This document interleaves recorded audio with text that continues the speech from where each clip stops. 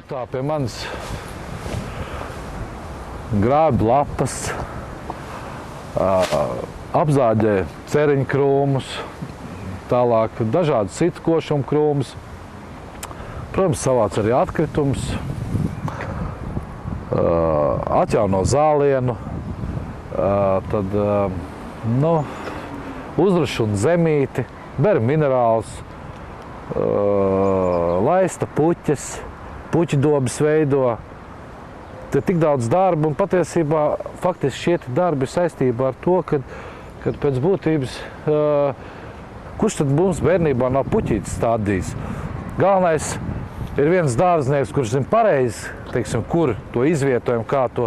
Viss pārējie jau cilvēks tīri ar mīlestību, jo kā tad vide jau ir harmonizē ar cilvēku. Viņi iet kopā kontekstā vienotā, un ja, teiksim, šis te konteksts ir, tad arī šī miedarbība, šī saikne starp cilvēku, starp vidi, starp visu kopā vienkārši saplūst. Un tajā pamatā ir mīlestība. Rīgas dārzos un parkos strādājot, šie cilvēki ar dažādām minoritātēm un pēdējā laikā tieši pieņems cilvēkus ar intelektuālās attīstības traucējumiem. Un es pateikšu, ka cilvēki ļoti labi strādā. Un pie kam paradoxāli ir tas, ka viņa apziņas līmenis attiecībā pret darbu ir daudz nopietnāks nekā, piemēram, vienam otram cilvēkam, kuram viss ir vietā, it kā tas ir no viņa viedokļa. Vai man tas neuzliks papildus kaut kādas pienākums attiecībā pret šo cilvēku? Tā nav. Darba devēji nav tā. Ja cilvēks ar sirdi un dvēseli darīs, jūs būsiet ieguvējis, nebūsiet zaudējis. Tad es vienkārši parādu vai pat pierādu pārējai sabiedrībai, kad cilvēki ar invaliditāti ir nemazāk spējīgi pildīt konkrētos darbu uzdevumus. Cilvēki ar intelektuālās attīstības traucējumiem pasaulē nodarbināti tiek dažādos veidos, jo ir ļoti daudz, katrai valstī patiesībā ir sava programma, un kādā veidā to risināt. Viena risina to kā kvotu sistēmu, un ir noteikts darbinieku skaits katram uzņēmumam, ko ir jāpieņem tādu darbinieku, kam ir invaliditāte. Paņemot darbā cilvēku ar intelektuālās attīstības traucējumiem, darba devējs pieņem godprātīgu, kārtību un ļoti gribošu strādāt cilvēku. Viņi parasti izceļās ar tādu lielu rūpību, teiksim, kaut vai tie ir viņa darbiņi, ko viņi veidojuši, tie ir koka puzlīši. Tas parāda tikai to, ka viņi var strādāt ne tikai par tīrītājiem, viņi var veikt arī kādas vienkāršas operācijas, viņi var iemācīties strādāt ar šiem zāģīšiem. Tas ir tas, ko viņi dara centrā un ko patiesībā viņi jau ir apguvuši, tie ir visi mūsu darbiņi. Tās ir tās loģiskās mazās rotaļlietiņas, ko mēs izgatavojam šeit pat centrā, kas ir domāts sākuma skolām, bērndārziem. Un kā jūs redziet, tā kvalitāte ir pietiekami laba, un tas parāda to, ka viņi var strādāt. Viņi var strādāt rūpīgi, viņi var strādāt smalkus darbus.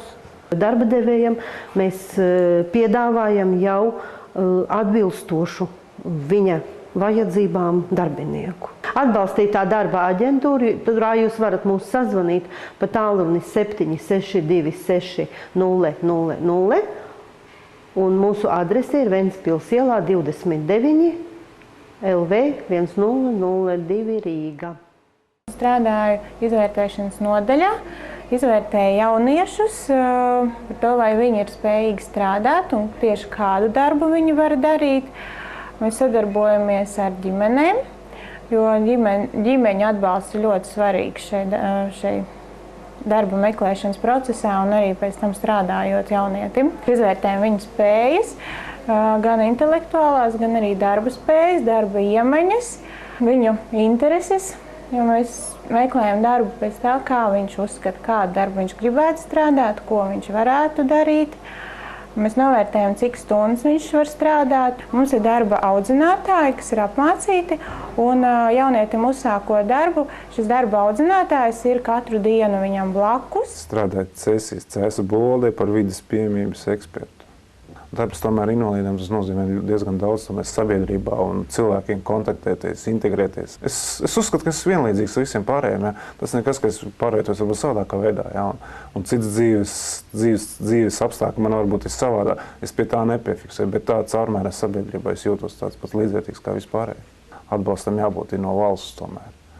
Lai valsts dod to iespēju, labi, ja un arī, protams, arī pašvaldības. Priekšlikums deputātiem bija apstiprināt šādu ekspertu un ekspertu pakalpojumus, un 2002. gada novembra mēnesī deputāti pieņēma lēmumu, ka šāds eksperts Cēsīm ir pieņemams.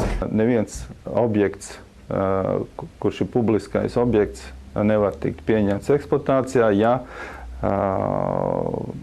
mūsu eksperts nedod pozitīvu atzinumu, ka šajā objektā ir sakārtoti jautājumi ar vidas pieejamību. Aigars ir ļoti pozitīvi domājošs cilvēks, ļoti gudrs, un arī viņam ir patstāvīgi lēmumi un atbildības sajūta par to darbu, ko viņš dara. Attieksmē būtu viennozīmīgi